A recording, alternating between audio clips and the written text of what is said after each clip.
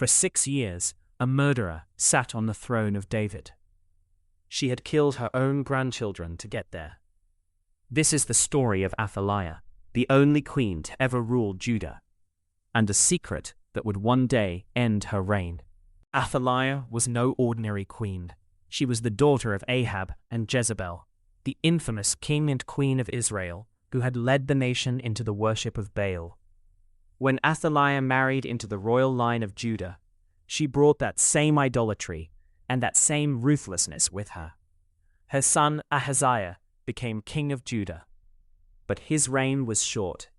He was struck down by Jehu in a violent purge that wiped out the entire house of Ahab. When Athaliah learned that her son was dead, she did not mourn. She acted. To secure power for herself, she gave the order to destroy the entire royal family of Judah, her own grandchildren. It was an act of pure ambition, unmatched in the history of Israel's kings. But one child escaped. Jehoshaphat, the daughter of King Jehoram and sister of the dead King Ahaziah, took the infant Joash and his nurse and hid them in a bedroom away from Athaliah's reach.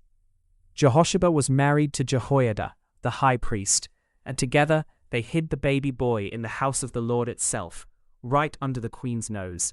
For 6 years, Joash grew up in hiding within the temple grounds, while Athaliah ruled the land, believing every heir to David's throne was dead. Year after year, Athaliah sat on the throne of Judah. The temple of the Lord fell into disrepair. False worship spread. And all the while, a rightful king was growing up in secret, protected by a priest who was waiting for the right moment. 6. In the 7th year, Jehoiada made his move. He summoned the commanders of the guard, made a covenant with them, and showed them the king's son for the first time.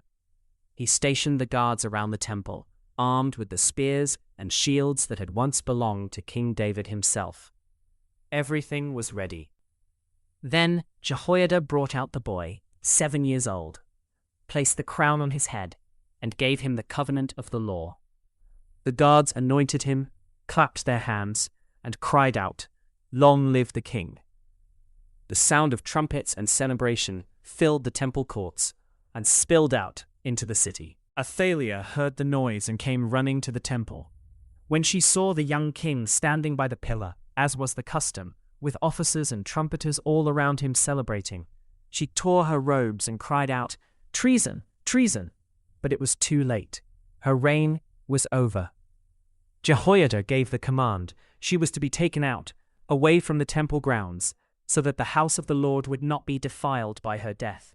And so ended the 6-year reign of the only queen Judah ever had, a reign built on the murder of her own family, and ended by the survival of the one grandson she never found. Jehoiada made a covenant between the Lord, the king, and the people, that they would be the Lord's people once again. The people tore down the temple of Baal and renewed the worship of the true God. Joash was 7 years old when he began to reign, and he did what was right in the eyes of the Lord all the days that Jehoiada the priest instructed him. The story of Athaliah and Joash is a story about how ambition can drive a person to unthinkable acts, and how even when it seems like evil has won completely, hope can survive in the most hidden of places. A single hidden child grew up to restore a kingdom. What looked like the end of David's line was, in fact, its preservation.